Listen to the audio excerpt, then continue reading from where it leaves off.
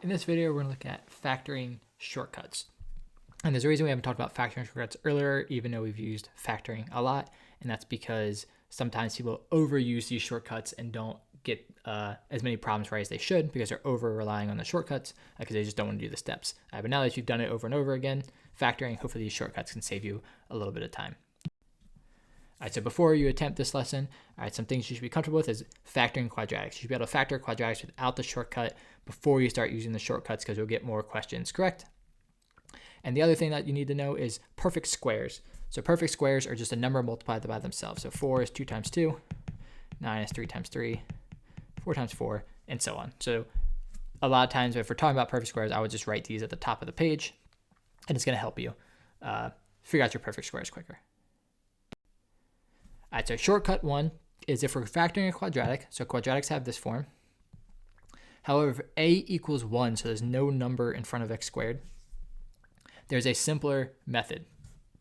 So you're still going to find your perfect pair of numbers that add to give b and multiply to give ac. In this case, it's just c because a is 1. And then your perfect pair of numbers are actually just your final answer. So let's see what I mean by that. So I want to factor x squared plus 5x plus 6. I want to add to give 5 and multiply to give 6. All right, the pair of numbers that does that is positive 3 and positive 2. And the shortcut method says that 3 and that 2 are just my final answer. I just put the 3 and the 2 in the parentheses. All right, if you don't trust me, you can go through and factor this the long way, and you'll see that the 3 and 2 just come back out. Again, you can also FOIL this to get back to your original. All right, so this is the shortcut method 1. All right, if I recognize there's no number in front of x squared, this is one of the reasons why I'm hesitant to teach shortcuts in the first place because people do it more often than they should. So make sure you recognize you can only do this when there's no number in front of x squared. But then I recognize that there is no number in front of x squared, so I want to add to negative 5, multiply to give 6. The pair that does that is negative 6 and 1. So now my final answer is x minus 6 times x plus 1.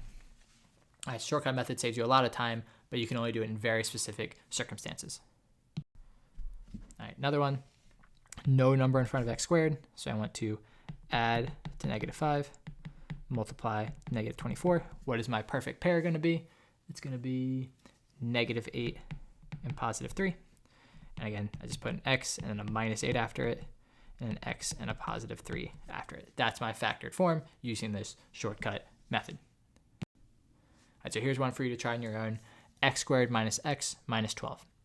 All right, I'll show you the solution in 3, 2, 1. All right, the solution is x minus 4 times x plus 3. The only thing that might be slightly confusing about this one is what is b? There's no number in front of x. There's that invisible 1 we don't write. All right, but adding to negative 1, multiplying to negative 12 is negative 4 and positive 3. All right, so that's shortcut method 1. But again, you can only do that shortcut method when there's no number in front of x squared. No, that's what I just said. If there is a number in front of x squared, there's really no way around it. You just have to do the longer version. You can't do the shortcut method.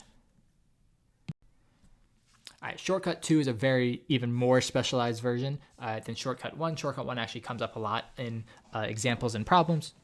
Shortcut 2, not as many.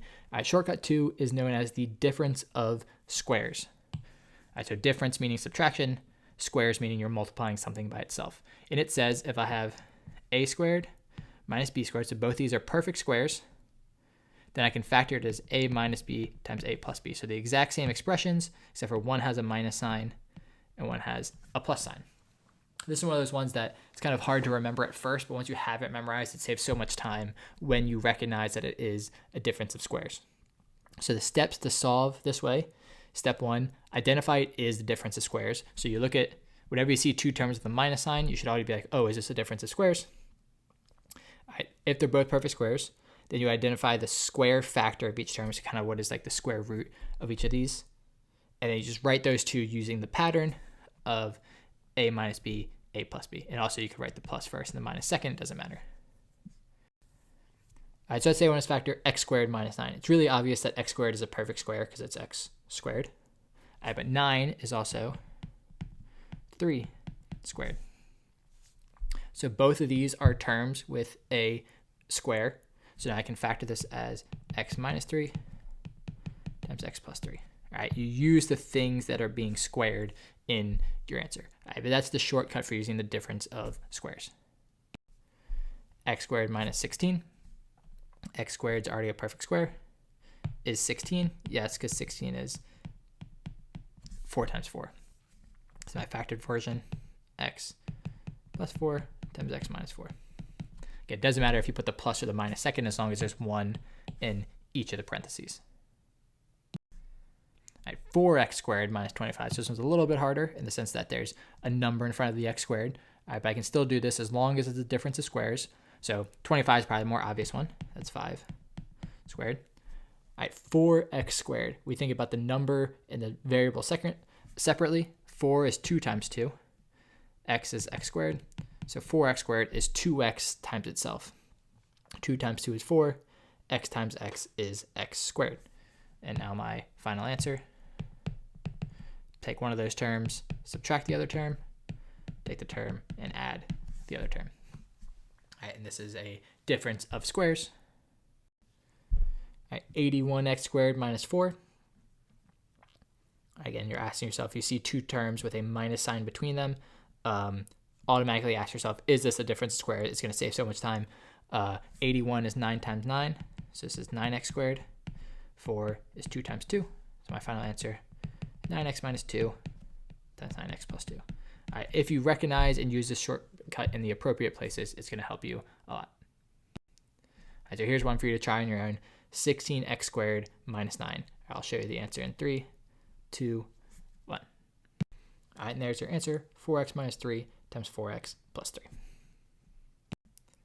And again, an important thing to do is you can only do this when it's a difference of squares. So first, they have to be a difference. So you can't factor x squared plus 4 because it's a plus sign, not a minus sign. Second thing, it has to be a difference of squares. So there's a way you could do it with like x squared minus 5, but 5 is not a nice number multiplied by itself. So you wouldn't do this shortcut. All right, so a difference of squares, the name kind of tells you what you're looking for. Difference, subtraction sign, squares, things being multiplied by themselves. All right, so go ahead and practice.